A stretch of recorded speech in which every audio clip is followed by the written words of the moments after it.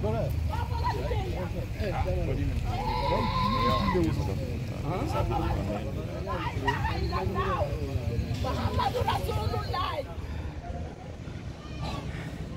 M. Alpha Kamara, commissaire de police, commissaire adjoint de la police routière de l'Abbé. Hier à 20h, j'ai reçu un coup d'appel qu'il y a un accident qui s'est produit sur la route de Caen. Aussitôt, je me suis transporté sur les lieux pour faire le constat. Mais arrivé sur les lieux, j'ai trouvé le chauffeur et tous ses passagers, ils ont pris la fuite. D'après nos constatations et des renseignements recueillis sur les lieux, il ressort qu'il y avait un camion qui quittait vers le camp, qu'il a projeté ces anti-brouillards-là, et l'autre chauffeur quittait vers la ville. Donc au moment qu'ils se rencontraient, l'anti-brouillard a empêché le chauffeur transporteur là. Il s'est rabattu au bas-côté de la route. Donc il ne voyait absolument rien avec l'effet de la projection. Et en se rabattant vers le bas-côté de la route, il est allé ramasser un militaire qui marchait à pied. Donc, c'est les circonstances de cet accident. Après, j'ai envoyé le corps au camp. Les autorités militaires ont transporté le corps au camp. Et ensuite, ils ont mis le véhicule à ma disposition. On a tracté le véhicule jusqu'à commissariat routier de l'Abbé. Son convoyeur s'est présenté, il était avec lui.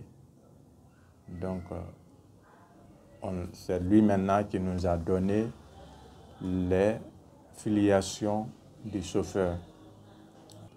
Aussitôt, les colis les bagages qui étaient dans la voiture, on a débarqué et on a stocké dans un bureau, on a fermé. Donc, ce matin, la famille s'est présentée au camp pour mettre le corps à leur disposition. Donc, c'est ce qui s'est passé. Celui qui est décédé, il s'appelle Ajdansef Alassane Diallo. Ajdansef Alassane Diallo, il est né en 1985, domicilié à Dionga. Il est à la service de transmission, au service de transmission au camp. Donc,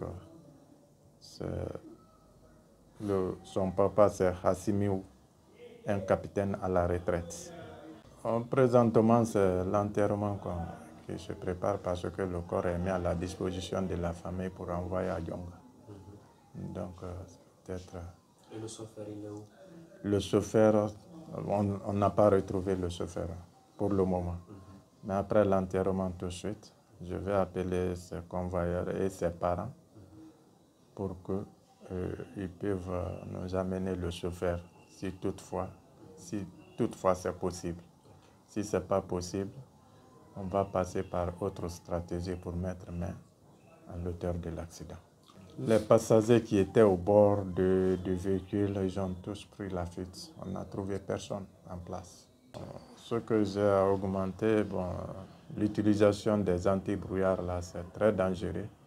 Il fut un moment, nous avons déclenché une opération pour enlever ces anti-brouillards. On a enlevé beaucoup, on a 2 sacs ici.